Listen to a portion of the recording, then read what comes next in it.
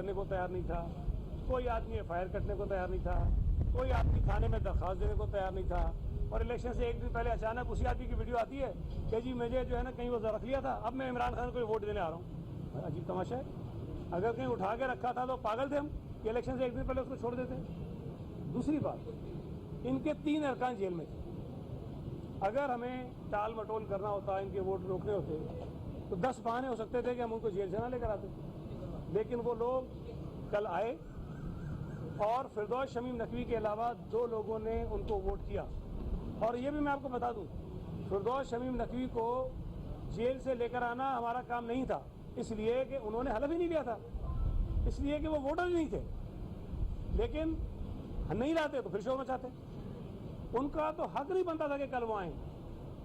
लेकिन हुकूमत की संजीदगी का अंदाजा इस बात से लगाएं कि हमने एक ऐसे आदमी को जो वोट डालने का हकदार भी नहीं था, हम उसको भी लेकर आए।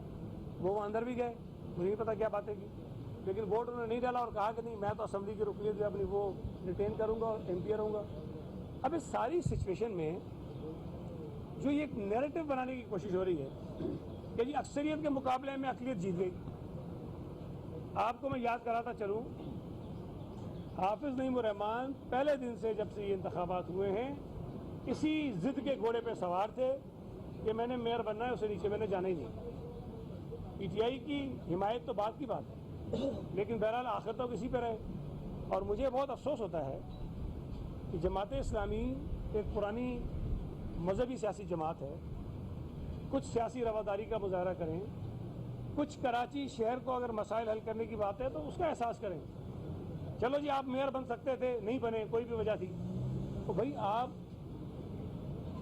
खुद ताउन का हाथ बढ़ाएं कि हम कराची के लोगों की मिलकर खिदमत करना चाहते हैं। वो नहीं कर रहे, हम कर रहे हैं। पहले दिन से कह रहे हैं, आज भी कह रहे हैं कि जो जितना नाराज होगा, जो जितना एहतजाज करेगा, जो जितना हम पे तनकीद करेगा, उसके बावजूद भी हम तमाम सियासी जमातों से जिनका कराची में कुछ ना कुछ स्टेक है, हम उन सबसे रब्ता करेंगे, मुलाकात करेंगे और उनको इस बात पर कायल करने की कोशिश करेंगे कि वो मुर्तज़ा वहाब साहब के साथ और पाकिस्तान पीपल्स पार्टी के साथ मिलकर कराची के लोगों की खिदमत करें ताकि कराची के लोगों के मसाइल को हम दुरुस्त कर सकें। और सबसे इम्पोर्टेंट चीज़ है कि कराची में जो नफरत और तकसीम की बुनियाद पर लोगों को लड़ाया जाता है, दूर किया जाता है, उसको हम ख़त्म करें। और अगर कोई दयानतदारी के साथ इस गलीज किस्म की सियासत को शहर से ख़त्म करना चाहता है तो फिर मैं समझता हूँ कि वो पीपल्स पार्टी के साथ खड़ा होगा। तनकीद करें, मैं नहीं कहता ना करें, भाई हम अगर काम दुरुस्त ना करें आप लोगों को बताएं, आप जो एहतजाज कसरतें करें, लेकिन बुनियादी तौर पर शहर के लोगों को तकसीम करने का जो अमल है, जो साजिशें हो रही हैं, उसका हिस्सा जमात इस्लामी बदकिस्मती से कुछ बनी है, लेकिन उनको अब मज़ीद इसमें बनना नहीं चाहिए। कल एक खबर मैंने कहीं देखी टीवी पे कि वो झगड़ा इसलिए हो गया कि जी कुछ यूसी के जो चेयरमैन थे उनको अंदर नहीं जाने दिया जा रहा था। मैं खुद अपने जो वोटर्स थे उनके साथ आया था, 4 बसेस में हमारे वोटर्स आए थे, आपने देखा। और हमने कोई कैंप नहीं लगाया था, हमने वर्कर्स को नहीं बुलाया था, हम अपने वोटर्स को लाए और उनके साथ 10-12 गाड़ियां जो उनकी थी, पीछे कोई ड्राइवर वगैरह लेकर आ गया, तो मुश्किल से 2 दर्जन हमारे लोग होंगे जो उनके साथ आ गए थे, जो बाहर थे। इलेक्शन कमीशन ने 15 जून से कुछ दिन पहले तमाम जो कैंडिडेट्स थे उनका एक इजलास किया। उस इजलास में हाफिज नईमुर्रहमान साहब भी मौजूद थे। उसमें यह तय हुआ कि आर्ट्स काउंसिल के गेट 9 बजे खुलेंगे और 11 बजे तक तमाम जो वोटर्स हैं उनका दाखिला होगा और 11 बजे वो गेट बंद हो जाएंगे। अब ये जिम्मेदारी पीपल्स पार्टी की थी कि हम अपने लोगों को 11 से पहले इंश्योर करेंगे आ जाएं।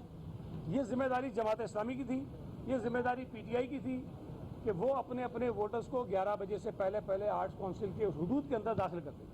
हमने कर लिया, जमात ने भी कर लिया। मैं वहाँ कोई 11:20-25 तक रहा हूँ, गेट 11 बजे बंद हो गए थे। कोई एक बंदा भी नहीं था बाहर जो ये कह रहा हो कि जी मुझे अंदर नहीं जाने दे रहे। सब तो भी ड्रामा, सब मतलब झूठ और सिर्फ इल्ज़ाम तराशी के लोग आ गए थे, उनको जो अंदर आने दिया। और दूसरी बात, अगर आपने नोट की हो, अल्लाह करे कहीं से आपको कोई मिल जाए इसकी फुटेज भी, जमात इस्लामी के कई कारकुन जो आए हुए थे कैंपों में, उनके पीछे वो बैग लगे हुए थे जो पीटीआई को 9 मई को वाक़या था, उन्होंने भी लगाए हुए थे बैग। उन बैगों के अंदर ये सामान लाते हैं हंगामाराई करने का। मुझे बताइए कि वहाँ इतने पत्थर कहाँ से आ गए इनके पास, जो धड़ाधड़ी उन्होंने पत्थर शुरू कर दिया था। मुझे ये बताइए कि इनका कैंप तो यहाँ लगा हुआ था फवारा चौक पर, ये कैसे पहुँच गए वहाँ पर, क्यों आए उधर आकर उन्होंने पथराव किया? हमारे लोग तो उस तरफ खड़े हुए थे। उसके बाद ये सारी सूरत पैदा हुई और ये मैं समझता हूँ कि अगर हाफिज नईम रहमान की 14 जून की रात की प्रेस कॉन्फ्रेंस आप सुने, उस प्रेस कॉन्फ्रेंस में वो वाज़ेह तौर पर थ्रेट दे रहा था और वो ये कह रहा था कि अगर हम ये ऐसा हुआ तो हम ये कर देंगे, हम ये कर देंगे, हम पूरे शहर के लोग इकट्ठे कर देंगे। हम उन्होंने करने की कोशिश की है। अब अलग बात थी कि जितनी तादाद वो लोगों की इकट्ठी करना चाहते थे शायद उतनी वो इकट्ठे जो है वो नहीं कर सके। मैं एक मरतबा फिर हाफिज नईम रहमान साहब से, PTI के दोस्तों से और बाकी MQM के दोस्तों से गुजारिश करूँगा कि आइए बैठकर कराची शहर के मसाइल को हल करने के लिए साथ मिलकर चलें और जो नफ़रतें, जो दूरियां पैदा करने की कोशिश बाजी में शहर के लोगों के दरमियान की गई है उसको नाकाम बनाएं और हम किसी तरह से आगे बढ़ें। अच्छा सईद भाई, ये कब से एक उसने हलफ ना उठाया था, उसके बावजूद कल नहीं लाया गया? क्या कबाहत है अगर फिरदौस शरीफ को इजलास को लाया जाए, वो बजट पे तब्दील करना चाह रहा है, क्या कबाहत है, उसको नहीं लाया जा रहा? खैर मुझे इसके नहीं पता प्रोटेक्शन आर्डर का हुआ है कि नहीं हुआ। उसमें चूँकि वोट डलना था, इलेक्शन होना था, वो अदालत में भी गए। हम भी पहले से कह रहे थे कि जो वोटर हैं उनको लाएंगे, लेकिन अदालत ने भी कहा कि जो अरकान जेल में है उनको आप पेश करें। हमने पेश कर दिया। मैं तो कह रहा हूँ कि हमारी अगर इसके अंदर बददियानती होती हम तीनों को ना लाते। बहुत जवाब हो सकते थे उनको ना लाने के, और फिरदौस शमीम नकवी का तो लाने का कोई जवाब ही नहीं था, लेकिन उसके बाद भी उनको लेकर आए। असम्बली में अगर वो आना चाहते तो मेरा ख्याल है कि शायद यही कन्फ्यूजन होगा, क्योंकि वो उधर भी वोट नहीं ले रहे थे, रिजाइन भी नहीं कर रहे थे, छोड़ भी नहीं रहे थे। शायद ये कि इसका सबब हो, लेकिन वो स्पीकर साहब इसका फैसला करें। हाफिज नईम साहब ने तो सेकेंड फेज का भी कुछ दिन पहले ऐलान किया था कि अगर पहले फेज में इन्होंने किसी भी तरह से हमें हरा दिया तो हम पीछा नहीं छोड़ेंगे, हम मेयर बनकर रहेंगे, और दूसरे मरहले में जो है ना वो मेयर बनना चाह रहे हैं। तो वो कानूनी तौर पर कब इसको चैलेंज कर सकते हैं, आप क्या कहेंगे? उनकी हसरत पूरी होगी और कब से शुरू करेंगे मिलना सियासी जमातों से? सबसे पहले किसके पास जाएंगे? मिलना तो एक आध दिन में शुरू कर देंगे, लेकिन एक मैं गुजारिश करूँ आपसे, लेकिन ये उनका हक है, वो एहतजाज करें, वो अदालतों में जाएँ, हम उनको रोक नहीं सकते। लेकिन एक चीज़ समझनी चाहिए आपको कि 6 यूसीओ का डंडोरा में बड़ा पीछा था और 6 यूसीओ को लेकर ये इलेक्शन कमीशन में गए, और मेरे पास इस वक्त वो कागज़ नहीं है लेकिन मिल जाएगा। उसमें वाज़ेह तौर पर इनकी जो प्रेयर है उसमें लिखा हुआ है कि इन 6 यूसीज में इलेक्शन कमीशन अपनी निगरानी में रिकाउंटिंग करा दे। हमारे वकील ने पहली पेशी पे कहा जी रिकाउंटिंग करा दीजिए, हमें एतराज़ नहीं है। अल्लाह जाने इलेक्शन कमीशन ने क्यों नहीं माना, उन्होंने इस पर कुछ वक्त लगाया। चौथी पाँचवीं पेशी पर चीफ इलेक्शन कमिश्नर साहब ने खुद ये कहा कि जनाब आप ये कहते हैं जी हमारे पास ये नतीजा है, ROs कहता है जी हमारे पास ये नतीजा है, तो इसका हल तो ये है कि हम रिकाउंटिंग करा देते हैं, बैग खुल जाएंगे, पता चल जाएगा। तो जमात इस्लामी कहती है नहीं जी रिकाउंटिंग ना कराएं। उनकी अपनी प्रेयर थी, इस्तदा थी, उसके बाद कहना ना कराइए चलें। 3 महीने बाद जाके इलेक्शन कमीशन ने कहा जी रिकाउंटिंग कराइए, रिकाउंटिंग हो गई। इलेक्शन कमीशन का फैसला हकीकत में हमारे खिलाफ था, जमात इस्लामी के हक में था। जो उनकी इस्तदा थी वो उन्होंने मानी थी। ये चले गए इस्लामाबाद हाई कोर्ट में, पहले एक सिंगल बेंच के पास। इस्लामाबाद हाई कोर्ट ने पहले तो वो रिकाउंटिंग रोक दी, और उसके बाद जब हमारे वकील ने जाके वह बताया तो इस्लामाबाद हाई कोर्ट ने इलेक्शन कमीशन का वो जो फैसला जो हमारे खिलाफ था उसको उड़ा दिया। हाफिज नईम रहमान साहब ने ट्वीट किया है कि जी इस्लामाबाद हाई कोर्ट से अल्हम्दुलिल्लाह हम कामयाब हो गए। मैंने उस वक्त भी कहा कि वो फैसला आपके खिलाफ है। उस फैसले के बाद ये इंट्रा कोर्ट अपील में फिर इस्लामाबाद हाई कोर्ट में गए। अब इलेक्शन कमीशन के बेंच ने उनके खिलाफ किया, इस्लामाबाद हाई कोर्ट ने उनके खिलाफ किया, फिर इंट्रा कोर्ट अपील में गए तो 2 जज और थे, उन्होंने उनके खिलाफ किया। अब किसी चीज़ पर ये रुकने को तैयार नहीं है, तो इसका क्या इलाज है हमारे पास? अब सुप्रीम कोर्ट जाएँ, वहाँ जाकर रास्ता खोलें। अब ट्राइब्यूनल में जहाँ पे शहादतें होती हैं, जहाँ पे सबूत दिए जाते हैं, वहाँ जाने को तैयार नहीं। ये कहते हैं जी हमारे पास जो फॉर्म 11 है उसकी बुनियाद पर हमारे कैंडिडेट्स को डिक्लेयर कर दो कि ये जीत गए। तो ये मैं समझता हूँ कि बड़ा नामुनासिब रवैया है, और रास्ते उनके पास खुले थे अदालत के, उसमें जाएंगे। किसके पास जाएंगे? पहले पर्ची डालेंगे। सईद भाई आपने कहा था कि इलेक्शन के बाद जो है आप खुद मिठाई लेकर जाएंगे, तो वो कब जा रहे हैं लेकर? दूसरा मेरा क्वेश्चन ये है कि आपने ये भी कहा था, कल मोदी ने भी कहा कि फ्लावर भुट्टो ने हिदायत की कि हम PTI वालों से भी जो है वो बात करेंगे।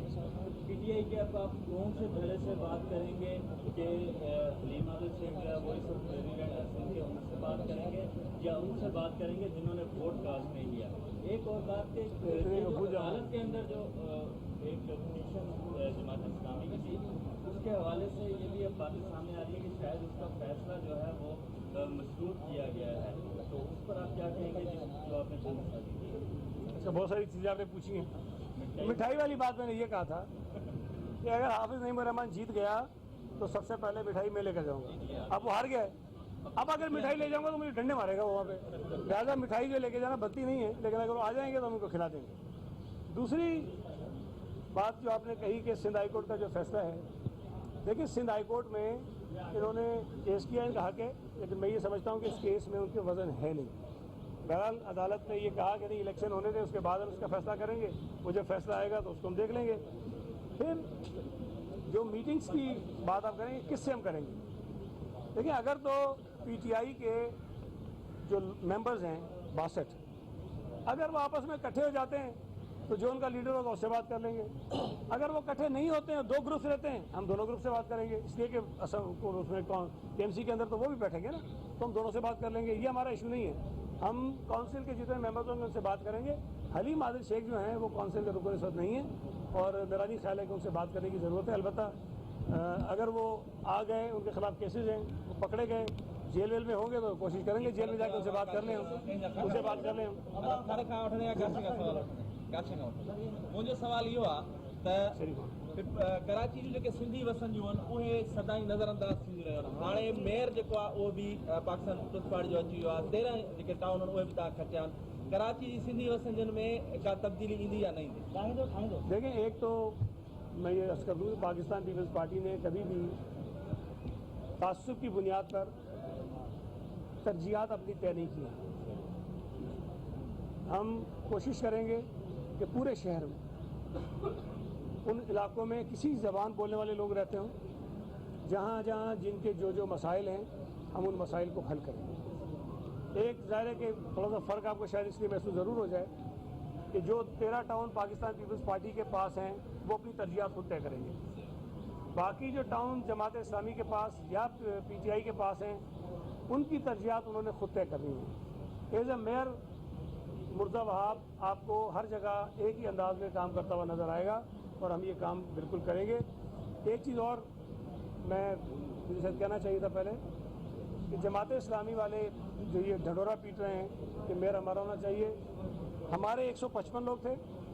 अगर जमात के 156 होते हम खुद जाकर उनको मेयर का ऑफ़र करते कि जी आइए आप मेयर बन जाइए और हम आपके साथ डिप्टी मेयर बन जाएंगे। लेकिन हमारे 155 थे, उनके 130 थे।